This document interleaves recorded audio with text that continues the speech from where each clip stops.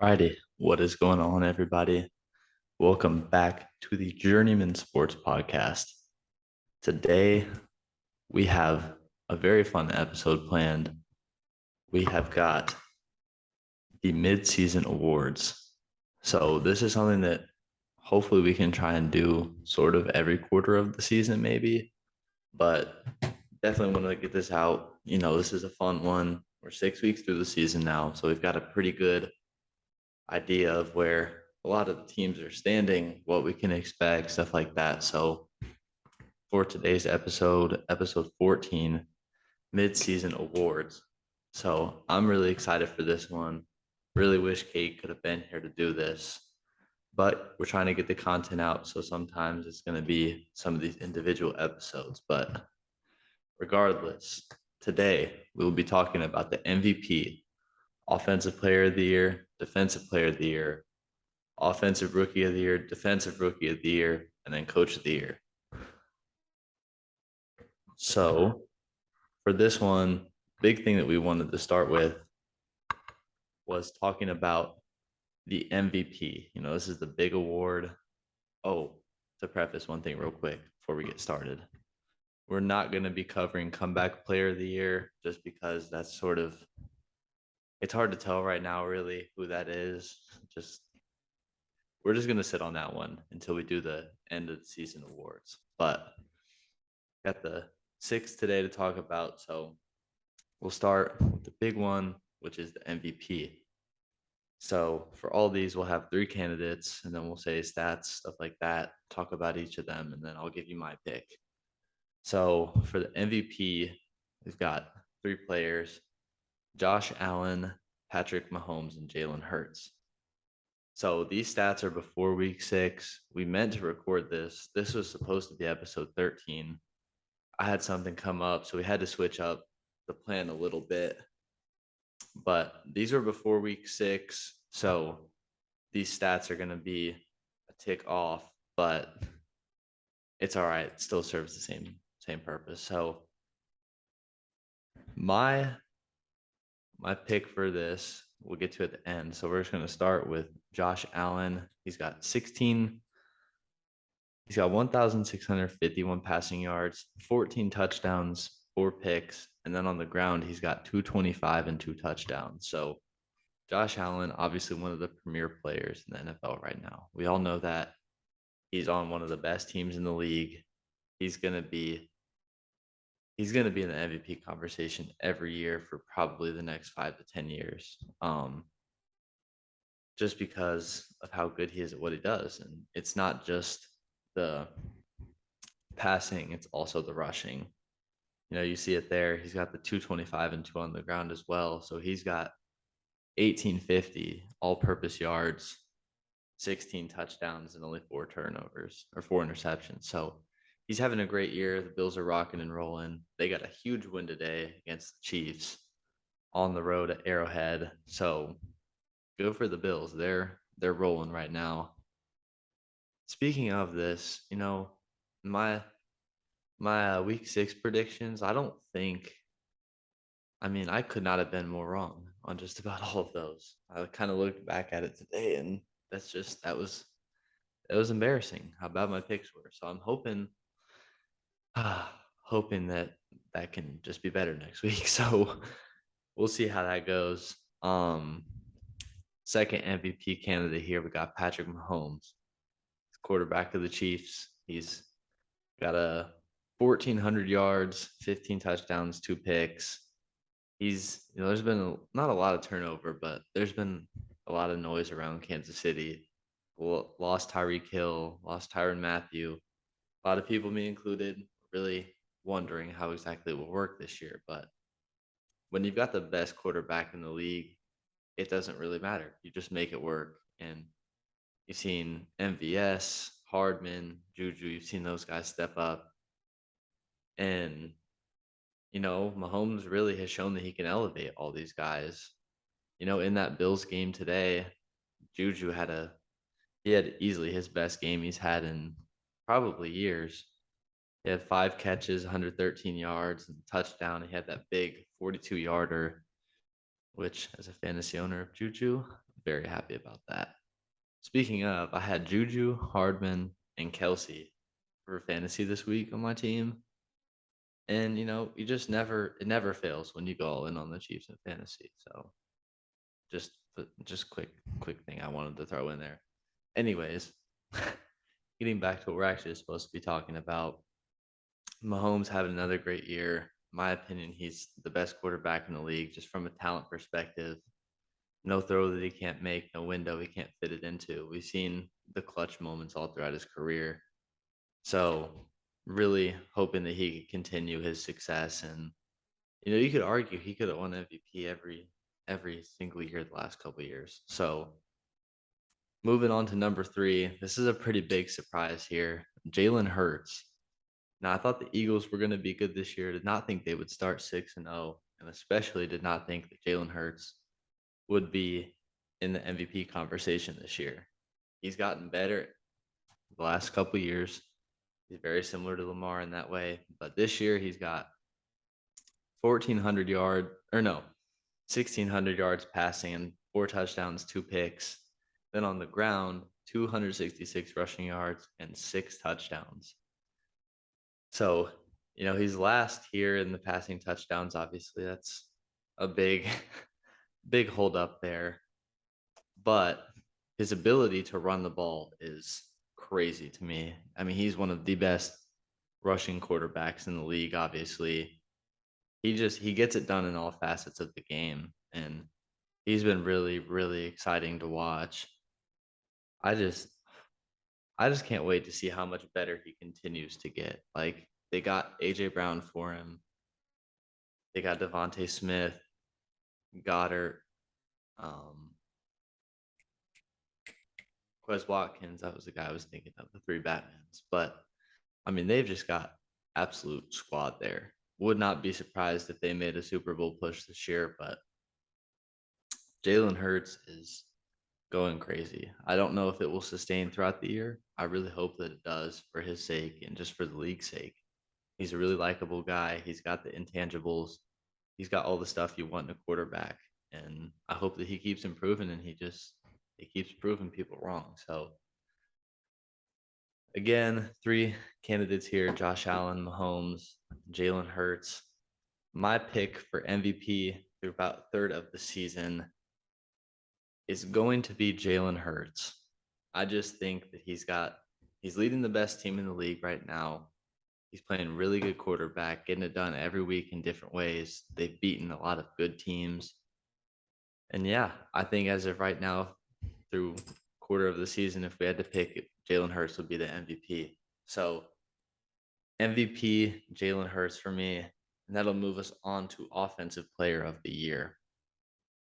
Now this one, I tried to do this a little bit of my own personal opinion and then a mix of the odds too from Vegas. So Cooper Kupp, Justin Jefferson, and Nick Chubb are the 3 here that I picked. Nick Chubb I threw in there because he's having a really good season, and he's helping. Browns might not be winning a lot, but he's the reason that they're in a lot of the games they are. And he's got 98 carries for 593 yards and 7 touchdowns. Yet again, this was before week 6. Didn't have a great week 6 against the Patriots, but he's been in the top of the running backs for a couple years now. And we've seen Derrick Henry kind of take a step back this year. Jonathan Taylor's been hurt, so the running back 1 in the league has really been up for grabs, and I think he's risen to that. And through 5 games, having 600 yards and 7 touchdowns is amazing, and that puts him on a great pace to finish the year with like over 20 touchdowns and then about 1,800 to 2,000 yards. So I mean, he's on a really, really good pace. He's helping that Browns team to stay in a lot of these games, and I can't wait to see when Deshaun Watson comes back, how much better he will look, because that offense will be a little bit different with the pass threat with Deshaun Watson more so than Jacoby Brissett. So I'm really hoping that he can keep it up. He's been the running back 1 of the league so far this year in my eyes. So that puts him in the discussion for me. So next, Justin Jefferson. You know, he's just a beast. You know, he's these two wide receivers, easily the best two in the league. You could take your pick for either, and I wouldn't blame you for whichever one you chose. Um, Jefferson has 40 catches for 547 yards and two touchdowns. So he's been getting it done in a lot of different ways for the Vikings offense. It obviously runs through him, and he's somehow just gotten better the last 2 years, and even into this year too. He's been one of the best receivers since he came into the league. He continues to prove it every week. So I just like, oh, I cannot wait to see if he stays healthy throughout his career, exactly what he could turn into. And that potential is like he's still improving and getting better. And I don't know exactly. I just want to see how old he is real quick. Search this up. But I don't think he's over. He can't be over like 25. He's 23 years old. Like if that dude stays healthy, he could break all the records. So I'm really excited to see how he continues through this year, but he's off to a great start. And then last player in this conversation is Cooper Kupp. Now, obviously, he's just putting up ridiculous numbers the past 2 years. We saw it last year too. Like whenever there's any doubt for Stafford, it's just where's number 10? And then we'll just throw it up and hope for the best because he's the best player on the field at all times. And he's got 49 catches for 527 and four touchdowns this year. So he's got really good stats too. But, I saw one thing where at one point, I think it was through the fourth week of the season, where he had as many catches as Justin Fields did completions. And it's just like that shouldn't even be a thing. But the pure amount of targets that he gets in that offense is ridiculous. He's always going to put up good numbers. Any receiver would if you get targeted like 15 times a game, just not to diminish from what he's doing, but he's just always open. I've never seen someone that's as good as he is consistently be that wide open. I know some of it is just finding spots in the zone, whatever, but I mean, he just is always open. It just amazes me that he puts up these numbers with the stature that he has in the league right now. So, for offensive player of the year again, Nick Chubb, Justin Jefferson, and Cooper Kupp. For me, it's got to be Cooper Kupp. I just don't think there's anyone better. I know the offensive player of the year. I tried to keep the quarterbacks out of this because I feel like MVP is heavily a quarterback award. Thinking of putting Lamar in here, decided to put Nick Chubb, but Cooper Kupp is easily the offensive player of the year. He's going to get, I don't know if he'll get Triple Crown again, but he'll definitely lead the league in catches and yards and whatever the record is for targets in the season. I'm very sure that he will break that as well. So very excited to see the numbers that he puts up to finish the year too. So that'll move us into our third award, which is Defensive Player of the Year. Now this one to me is pretty much a one man race, and I think we all know who that is, but we'll get to it at the end. So the three candidates for this one: Rashawn Gary, Nick Bosa, and then Micah Parsons. So Rashawn Gary in Green Bay, struggling a little bit this year, but one person that hasn't is him. He's got 22 tackles, 5 sacks, and a forced fumble this year. He is just always in the backfield. Like if it's the quarterback, running back, whatever it is, he's always back there. And I think he's a big reason why that Green Bay defense is as successful as they are, is because of the way that he just dominates on almost every single snap. And he's so fun to watch. And, he wasn't a huge name. I really wanted to shine some light on him here. I think if you ever watch a Packers game, watch for Rashawn Gary because you will see him constantly in those games. So he's really having a breakout year last year and this year. So I hope that he can continue this. I don't think he'll win the award or really be up for it at the end of the year, just because I don't think he'll have the pure stats to get it, but his impact on the game is crazy. So I've got Rashawn Gary in here. I hope that, whoever's watching, if you watch the Packers, watch out for him because he is a next level difference maker. So number two on here, Nick Bosa. He's got 12 tackles and 6 sacks this year, and we've seen it throughout his career when he's healthy how good he is. I don't think this should come as a surprise to anyone that he's on here. He's going to be in this discussion as long as he's healthy throughout his career, I believe. And that's going to be the biggest thing for him. He's already got 6 sacks, so he's up there for that. Tackles are a little bit low, but I don't really think that's all that big of a attention grabber kind of thing. I don't think it's all that important really. But I'm just really excited to see if he stays healthy, how big of numbers he could get, because his defense is really good. So it's not like he's going to get tripled or doubled on every single play. Like there's going to be a lot of plays throughout a game where he gets one-on-ones and he takes advantage of them all the time. He's always in the play. He's always breaking through and making it a really hard day for opposing quarterback. So I really hope that he can stay healthy this year and just keep balling. So last in defensive player of the year, Micah Parsons. He's got 19 tackles, 6 sacks, and a forced fumble. And I think he honestly might be the most talented player in the league.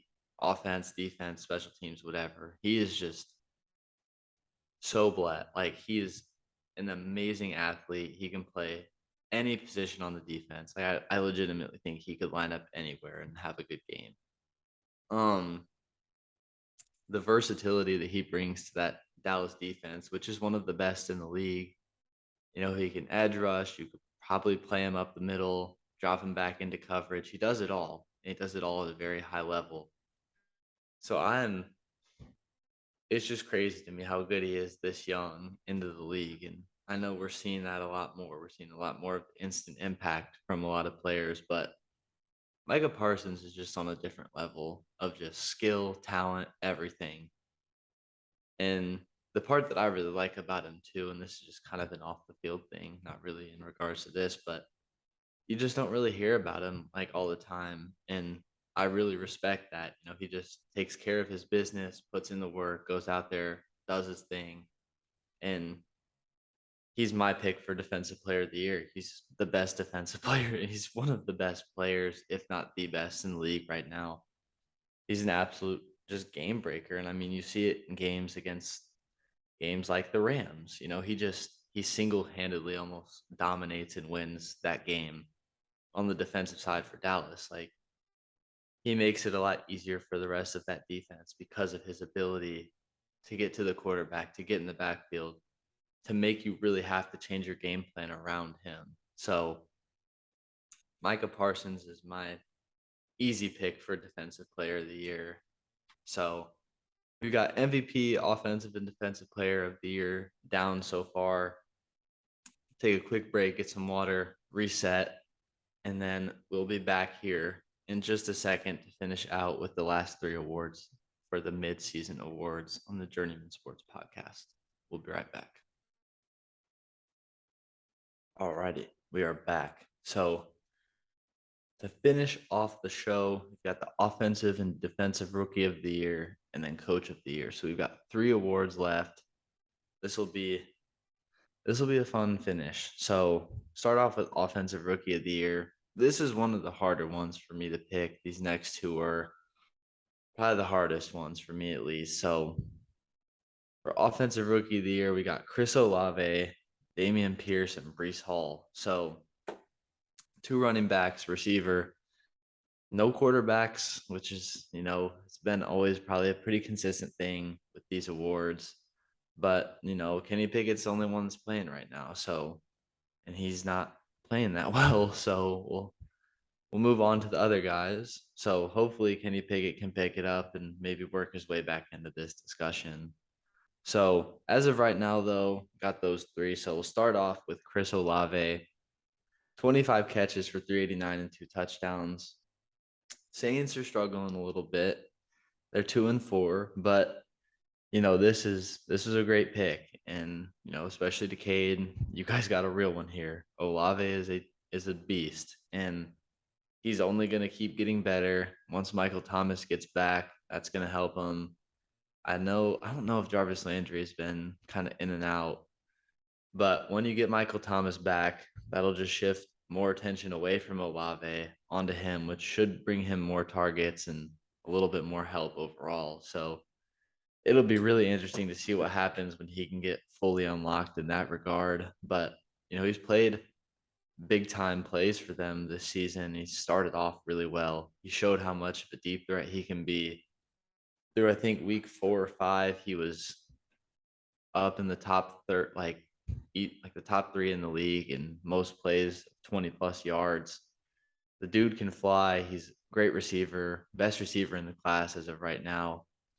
So once the Saints get a little bit better quarterback play, whether that's from Jameis, Andy Dalton, Taysom Hill, or someone else in the future, I can't wait to see what he really does when he gets. Not to say that the Saints quarterbacks haven't played decent to well this year, but once he gets a real quarterback one, I just can't wait to see what his potential is. But he's having a great rookie season, another instant impact rookie guy. Really excited to see how he finishes the year. Second, we got Dameon Pierce, Houston Texans. 86 carries for 412 yards, 3 touchdowns. And he's tacked on 15 catches for 57 yards. He's had a really good start. We heard a lot about, at least from a fantasy perspective, how good he'd be. He won the job. And the first couple games of the year, it was kind of looking like, oh, maybe he's not really the true number one there. But then ever since those first 2 games, he has just absolutely exploded. And I know he had the 175-yard run for a touchdown against, I believe, the Chargers. You see his potential throughout.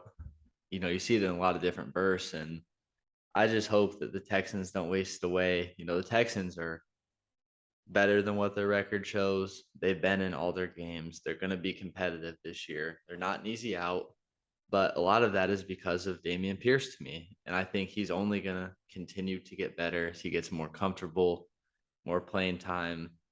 And I think he's going to grow as a receiver, especially. That's where he's going to find a lot of his growth. So I hope that he continues to do well. And yeah, I wish him nothing but the best for the rest of the year. And then number 3, another stud running back, Breece Hall on the Jets.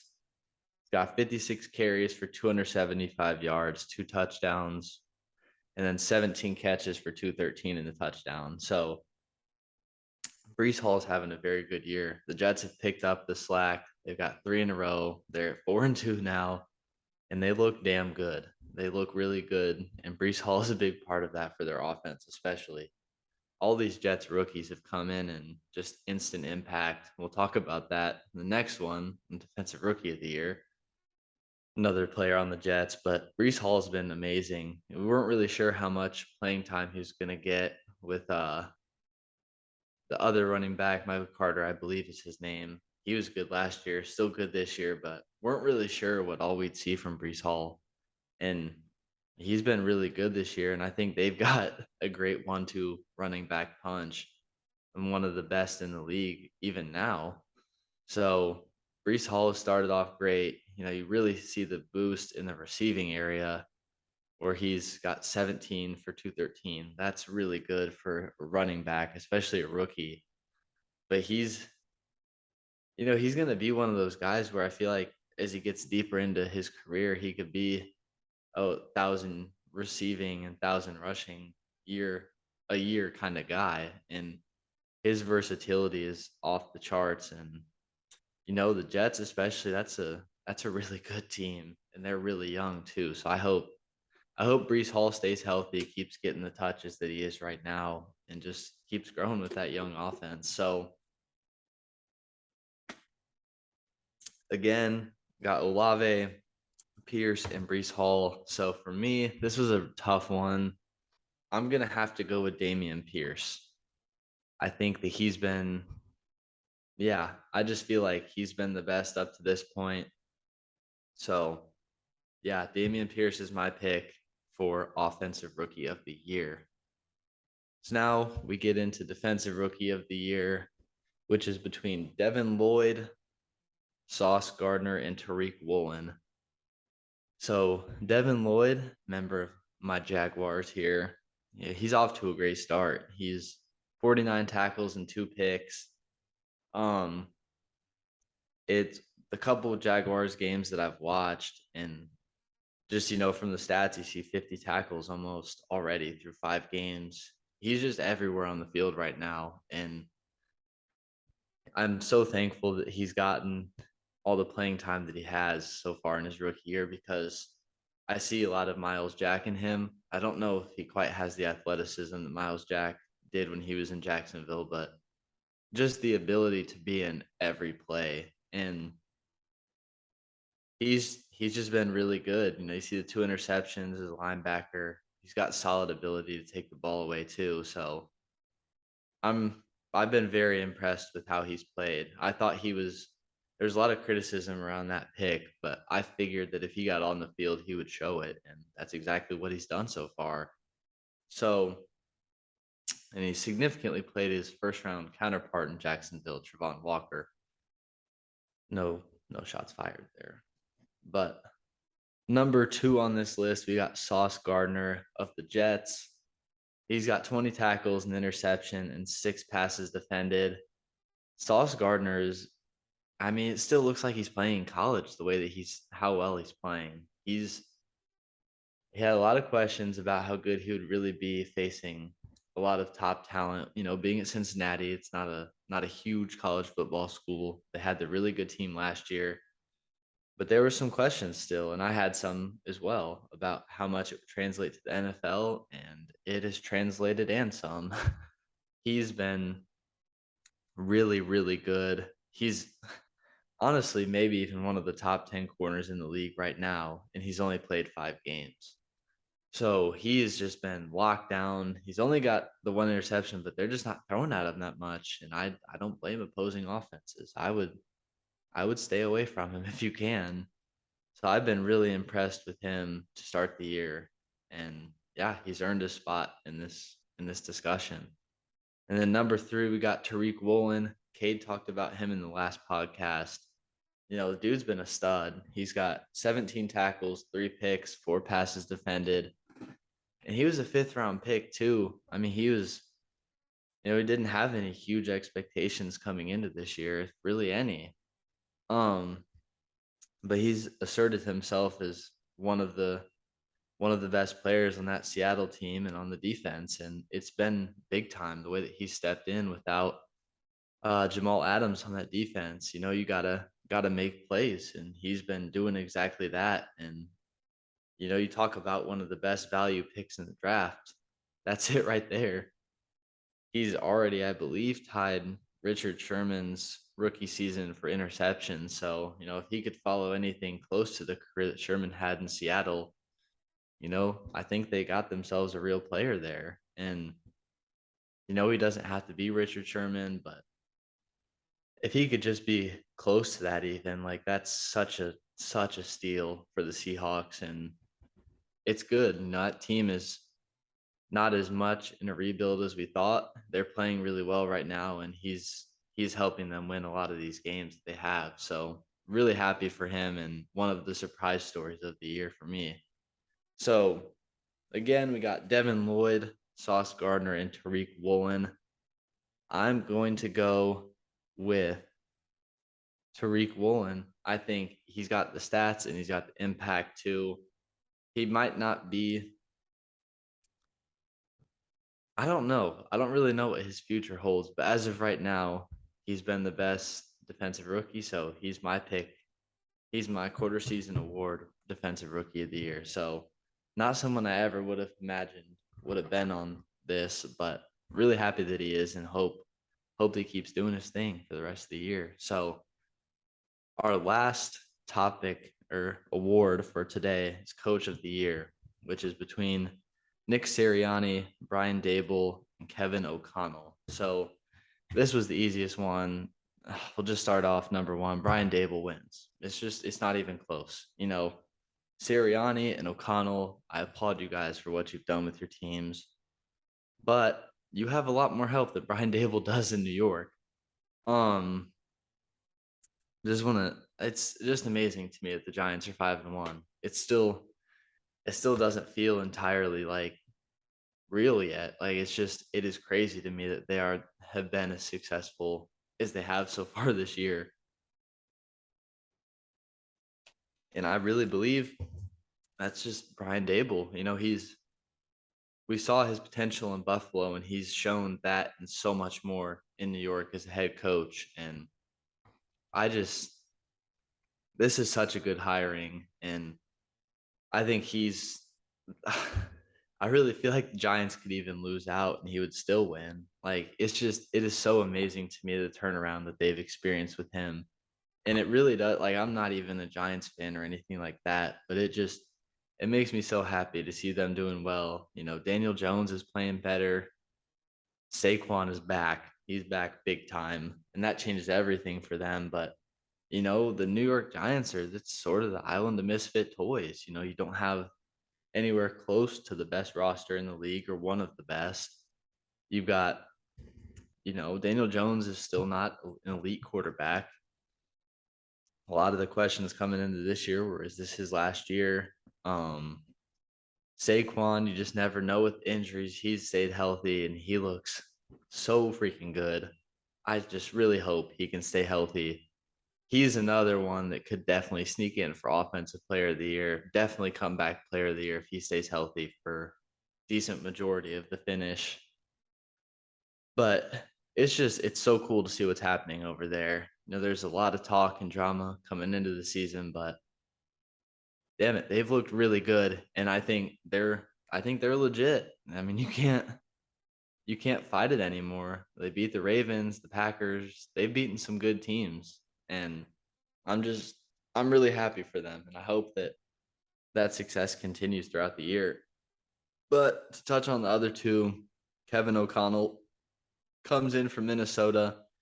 He's really unlocked a new side to that offense. I talked about it a little bit in the power ranking video a couple episodes ago, but he's unlocked a really nice side to that offense. And, you know, Justin Jefferson, as we talked about with Offensive Player of the Year, he's been utilized as sort of a Cooper Kupp kind of role, and he's putting up very similar numbers. So as they keep going, the Vikings are going to be a team to watch this year.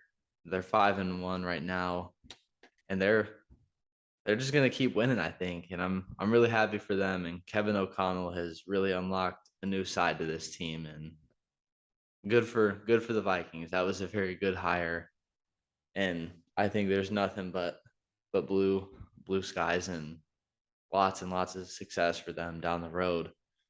And then Nick Sirianni, he was good in Philly last year, but especially this year, the step they've taken as a roster overall, especially Jalen Hurts. But, as he likes to say, they've got a lot of dogs.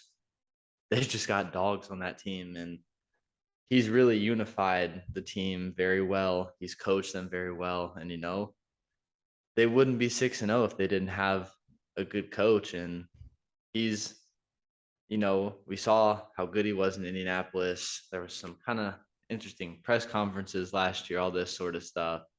But his ability to rally this year and really just have an amazing start them as the best team in the league. And I don't think it'll fall off at any point. That'll be really the big test for him. But yeah, I think they're going to keep rolling, and he's going to be a big part of why. So yeah, Brian Dable, runaway coach of the year. And that was by far the easiest one to pick. So I'll run back through this real quick. For the MVP, had Jalen Hurts winning. Offensive Player of the Year had Cooper Kupp. Defensive Player of the Year, Micah Parsons. Offensive Rookie of the Year was Dameon Pierce. Defensive Rookie of the Year, Tariq Woolen. and Coach of the Year, Brian Dable. So let me know in the comments what you guys think about those picks. Feel free to make your own. This was a really fun one to make. A lot of time and thinking and effort went into this. So I hope that you guys enjoy it. Hope that you guys are enjoying the more content that we're pushing out. This week will be a little bit of an interesting one. I've got ridiculous amount of school to do, so I won't be able to record anything again until Friday. So hoping that Cade can get one out Wednesday or Thursday ish. This one should be coming out Monday at noon. So we're hoping that we can keep it going. This is going to be kind of one of the more challenging weeks. Trying to find the sweet spot of about 3 episodes a week is what we're trying to push for. So yeah, we hope that you're enjoying everything that we're putting out right now, trying hard, working hard. And yeah, as always, like, subscribe, share it, do whatever. We're so thankful for all of you guys that are listening and hope that you guys will keep growing with us. So this is it for episode 14 of the Journeyman Sports Podcast. Thank you guys so much for listening. See you next time.